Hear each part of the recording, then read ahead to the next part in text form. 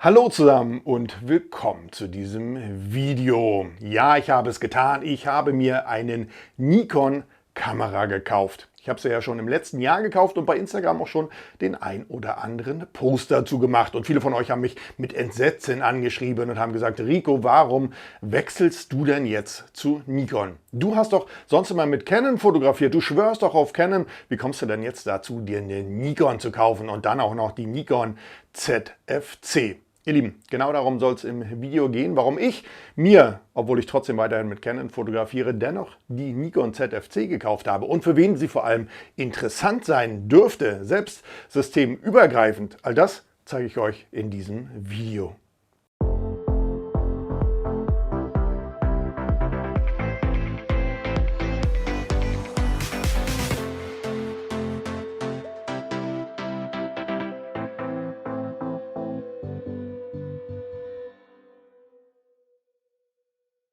Fotografieren, ihr Lieben. Fotografieren hat ja auch immer was mit Emotionen zu tun. Tja, und wenn man sich so an früher erinnert, an die analoge Fotografie, analog kennt vielleicht alle die so 30 plus sind oder vielleicht auch wie ich 40 plus, dann erinnert man sich zurück und denkt so, ja, früher war doch irgendwie alles besser. Die Kameras waren schöner, das Fotografieren hat viel mehr Spaß gemacht. Naja, zumindest ist es irgendwie doch so in der Erinnerung. Das war auch der Grund, warum ich mir auch wieder eine Canon AE1 gekauft habe. Na, typische Retro-Kamera, Analogkamera aus den 80er Jahren. Ich war schon viel damit unterwegs, bin auch immer wieder damit unterwegs und für alle, die jetzt sagen, analoge Kamera, ja, das ist das, wo hier ein Film drin ist. Ne? Also keine Speicherkarte, sondern da müsst ihr noch wechseln. 36 Fotos, ISO 200 und dann könnt ihr losziehen damit.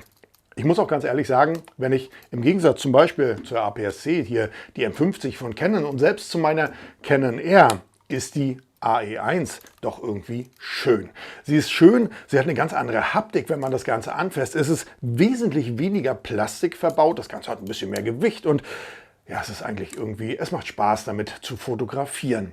Aber ist deshalb trotzdem alles besser, was es früher gab, hier wie zum Beispiel die analoge AE1. Naja, es macht schon Spaß, aber ganz ehrlich, ich möchte natürlich die Vorteile, gerade vielleicht auch einer spiegellosen Kamera und sei es nur die Canon M50, die möchte ich heute auch irgendwie so gar nicht richtig missen. Du bist natürlich flexibler, du bist nicht mehr auf deine 36 Fotos angewiesen, du musst nicht mehr auf die Entwicklung warten, sondern du hast eine Speicherkarte, du hast ein RAW-Format, du hast wesentlich mehr Möglichkeiten in der Nachbearbeitung und auch sonst hohe Serienaufnahme. Na klar, das macht schon Spaß und auch andere Möglichkeiten wie zum Beispiel ja, Augenautofokus. Das möchte man schon heute nicht mehr missen. Das war damals schon tatsächlich ziemlich umständlich und irgendwie erinnert man sich da nicht so richtig dran, sondern in der Erinnerung ist das alles toll. Alles toll gewesen und heute alles nur noch Plastik und China-Kram oder was auch immer. Naja, aber wie sieht es denn aus? Gibt es nicht vielleicht die Möglichkeit, das Ganze zu paaren? Das heißt, Optik einer analogen Kamera aus der guten alten Zeit und die Technik einer modernen Kamera. Ja, bei Canon ist das tatsächlich nicht der Fall im Moment. Ich selber bin ja Canon-Fotograf, das heißt, ich arbeite nicht für Canon, aber ich fotografiere grundlegend mit dem System von Canon. Und umso erschrockener waren natürlich einige von euch, als ich bei Instagram so die ersten Posts gemacht habe und gesagt habe, hier lieben Nikon ZFC, ich habe mir eine Nikon gekauft. Viele von euch haben mich ganz erschrocken angeschrieben und haben gesagt, Rico, warum bist du denn jetzt auf Nikon umgestiegen? Wie kommt denn das? Du warst doch der Canon-Fotograf. Bist du dann nicht mehr mit zufrieden oder was ist denn da los? Ich bin natürlich mit meiner Canon-Ausrüstung zufrieden und ich habe auch nicht zu Nikon gewechselt, aber trotzdem habe ich mir eine Nikon gekauft und zwar eine bestimmte Nikon und zwar die Nikon ZFC. Denn Nikon hat nämlich genau das gemacht, was Canon irgendwie so ein bisschen verschläft. Vielleicht ist auch der Markt einfach nicht groß genug, ich weiß es nicht, denn Canon hat quasi das Alte mit dem Neuen kombiniert. Jetzt ist die Nikon ZFC im Sommer 2021 rausgekommen, das heißt also vor ungefähr einem halben Jahr. Und ich muss euch auch ganz ehrlich sagen, ich habe lange mit mir gehadert. Es war immer mal wieder in dem einen oder anderen Warenkorb, diese Kamera ist dann wieder rausgegangen und letztlich habe ich sie mir trotzdem gekauft. Ich habe sie mir aber nicht gekauft, weil Nikon draufsteht, da hätte jetzt auch Sony draufstehen können, wenn sie den gleichen Spagat geschafft hätten, wie Nikon das hier geschafft hätte, hätte ich mir auch diese Kamera gekauft. Aber warum? Warum habe ich mir jetzt die Nikon gekauft? Das ist ganz einfach, denn die Nikon vereint tatsächlich beides: die Emotion der analogen Fotografie, die Haptik dieser analogen Fotografie und die Technik aus der Moderne. Und genau deshalb ist es die Nikon geworden. Was kann sie jetzt denn aber, die Nikon? Es ist eine APS-C-Kamera. Es ist keine Vollformatkamera, dadurch aber auch in der Anschaffung tatsächlich interessant, vielleicht auch für den einen oder anderen Hobbyfotografen, vielleicht auch systemübergreifend. Denn die Nikon, so wie sie hier ist, kostet derzeit in dem Kit mit dem 16-50 mm ja, zwischen 900 und 1000 Euro, je nachdem, bei welchem Anbieter ihr das Ganze kauft. Und sie vereint tatsächlich viele, viele Funktionen und die wirklich sehr schöne Optik und Haptik einer analogen Kamera. Was kann man denn damit jetzt machen, außer natürlich fotografieren? Grundlegend, wenn wir uns die Kamera mal anschauen und das Gehäuse, ist es tatsächlich so, dass er nicht so sehr weit weg ist von der analogen Kamera, selbst hier von der Canon AE1, obwohl es ja ein anderes System ist. Und tatsächlich war es auch schon so, dass mich ein älterer Herr mal angesprochen hat, als ich damit unterwegs war, fotografieren, und er hat sich gefreut und hat gesagt: Mensch, so eine analoge Kamera, die habe ich auch noch. Ich fotografiere da auch noch mit Film. Das finde ich ja toll, dass das nicht ausstirbt, bis ich ihm dann gesagt habe, ja und nein, weil Optik ist nämlich tatsächlich analog, aber es ist eine moderne Kamera drin und das fand er sehr interessant. Und alleine schon für diese Möglichkeit, mit anderen Fotografen ins Gespräch zu kommen, hat sich ja schon fast der Kauf wieder gelohnt. Was steckt denn jetzt aber drinne in dieser vermeintlichen Retro-Analog-Kamera von Nikon? Es steckt eine sehr moderne Kamera drin, eine APS-C-Kamera, und zwar die Z50 von Nikon. Mit der Z50 bzw. der Technik stehen euch 20,9 Megapixel zur Verfügung und ihr habt zum Beispiel bis zu 11 Bilder in der Sekunde, die ihr machen könnt. Zusätzlich haben wir natürlich alle Vorteile, die mir zum Beispiel eine moderne Kamera bietet, und zwar eine spiegellose Kamera. Wir haben Augenautofokus, Gesichtserkennung, wir haben eine Tiererkennung, die finde ich ja ziemlich genial. Und beides funktioniert nicht nur im Fotomodus, sondern auch im Videomodus. Und auch das ist natürlich ein großer Vorteil im Gegensatz zu einer analogen Kamera. Was mir besonders gut an der Nikon ZFC gefällt, sind natürlich die Wahlräder hier oben an der Oberseite. Wir haben die Möglichkeit, verschiedene Programme natürlich einzustellen. Wir können im Automatikmodus fotografieren, aber das machen wir nicht. Dann haben wir natürlich eine Programmvorwahl. Dann haben wir S, A und M, also M manueller Modus. Im Gegensatz zu Canon heißt ja S und A dann, dass wir eine Verschlussautomatik und eine Blendenautomatik haben. Aber auch die nutze ich an der Kamera eher weniger, sondern die Kamera nutze ich dann tatsächlich im manuellen Modus. Da haben wir ein großes Einstellrad hier auf der Seite, das wir auch entsprechend lösen müssen, indem wir hier raufstehen, drücken. Hier ist nämlich nochmal ein Knopf oben drauf, der das Ganze, die Arretierung löst. Da können wir den ISO einstellen. Das finde ich ja schon mega. Und jede Einstellung hat so einen merkbaren Rastpunkt. Ne? Mega. Auf der anderen Seite haben wir auch ein großes Einstellrad. Auf diesem Einstellrad können wir die Verschlusszeit einstellen, und zwar immer in ganzen Werten. Wem das nicht reicht oder wer sagt, naja, ich hätte das gerne ein bisschen anders eingestellt, da können wir auch einen Drittelwert wählen. Dafür haben wir eine zusätzliche Einstellmöglichkeit und dann können wir unsere Verschlusszeit in 1/3 Schritten entsprechend auswählen. Das stellst du hier am Rad ein und dann kannst du, wir haben nämlich 2 zusätzliche Einstellräder mit Zeigefinger und Daumen, wie du es gewohnt bist von der modernen Kamera, Blende und Verschlusszeit hier ganz einfach und vor allem auch sehr schnell dann entsprechend darüber einstellen. Wir haben natürlich den Auslöser kombiniert mit einem An- und Ausknopf. Wir können hier umschalten zwischen Video- und Fotomodus. Wir haben hier natürlich den Auslöser für den Videomodus, Start-Stopp-Knopf. Wir haben eine Belichtungskorrektur, auch eine sehr schöne Einstellfunktion. Hier oben auch sehr deutlich einrastbar und auch mit genug Widerstand, dass es nicht aus Versehen mal verstellt.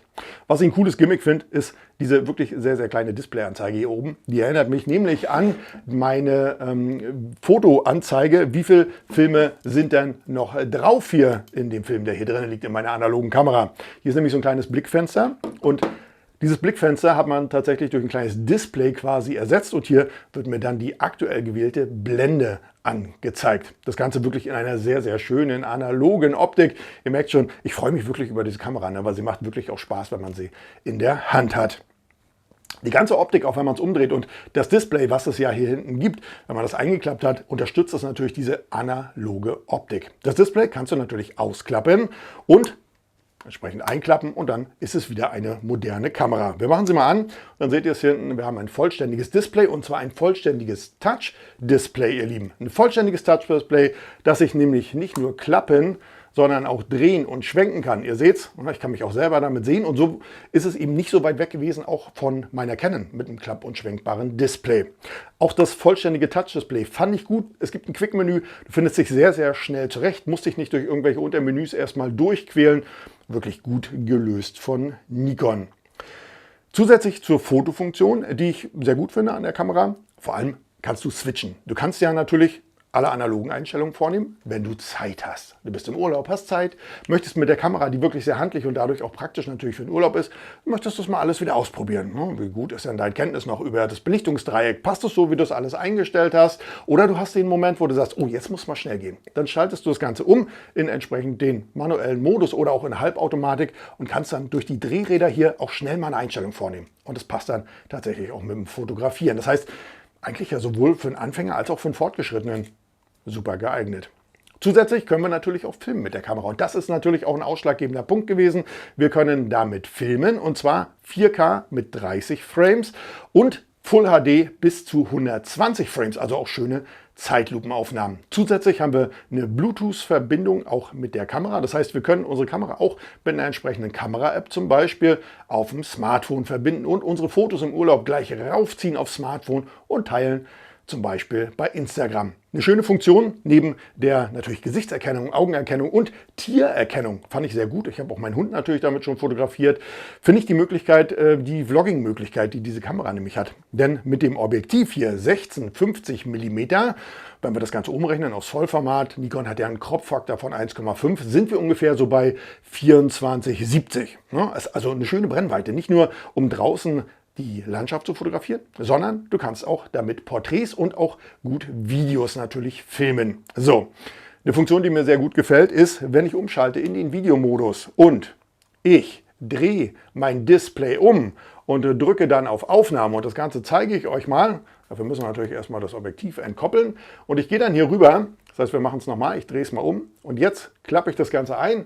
Dann filmt mich die Kamera sofort, so wie ich Aufnahme drücke. Und was ich cool finde, jetzt springt sofort der Augenautofokus an, fokussiert mich an und damit bin ich sofort auch bereit zum Vloggen, ihr Lieben. Und das ist ja eine interessante Geschichte. Kann man mit der Kamera sich auch selber filmen. Also nicht nur andere, sondern auch sich selbst. Funktioniert sehr gut. Schönes Gimmick, gerade dieses Umschalten, wenn du im Video bist, du schaltest dich um, filmst dich selber. Ne? Mikrofon, auch eine coole Geschichte, ist nämlich nicht nur intern, sondern wir haben auch einen Mikrofoneingang. Das heißt, ich kann auch zum Beispiel ein Lavalier mit ranstecken, habe perfekten Ton. Also damit auch eine super Vlogging-Kamera, wenn ihr unterwegs seid. Also einfach rundum ein gutes System, muss ich ganz ehrlich sagen. Ich habe mir noch ein kleines Zusatzgimmick gegönnt und zwar habe ich mir noch von SmallRig hier einen entsprechenden L-Winkel zugelegt, weil für meine doch sehr großen Hände, das hier vorne, mir fehlt dieser Griffschutz, dieser Rutschschutz, den du zum Beispiel an einer M50 hast. Ne? Da gibt es aber von SmallRig für gar nicht viel Geld einen entsprechenden L-Winkel, den kannst du unten reinschrauben und dann hast du nicht nur vorne diese Griffmulde, also diesen zusätzlichen Griff hier vorne, sondern du hast auf der Unterseite gleich eine AK Swiss Platte. Brauchst also keine zusätzliche Platte, kannst das Ganze mit dem Winkel auf ein Stativ packen. Hier hast du nochmal entsprechend eine Schraubaufnahme. Das heißt, du kannst dann auch im Hochkant zum Beispiel eine AK Swiss Platte hier einschrauben. Ja, also das Ganze für den Preis lohnt sich auf jeden Fall, das Upgrade zu machen. Und man hat von SmallRig hier mitgedacht, denn das Ganze ist auch in Silberschwarz gehalten, passt also optimal auch zur Kamera. Und du kommst vor allem gut an Akku und Speicherkarte hier unten ran. Auch das Ganze ist nicht verbaut. Tja, ihr Lieben, Nikon ZF-C. Warum habe ich sie mir gekauft?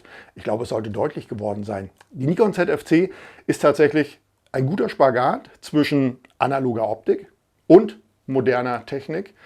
Alles vereint in einer Kamera. Und dabei hat es mich tatsächlich auch nicht interessiert, dass es jetzt keine Canon ist, sondern dass es eine Nikon ist. Denn die Technik auch in der Nikon ist sehr gut und damit, war es dann nach doch einigem Überlegen klar, es wird die Nikon ZF-C.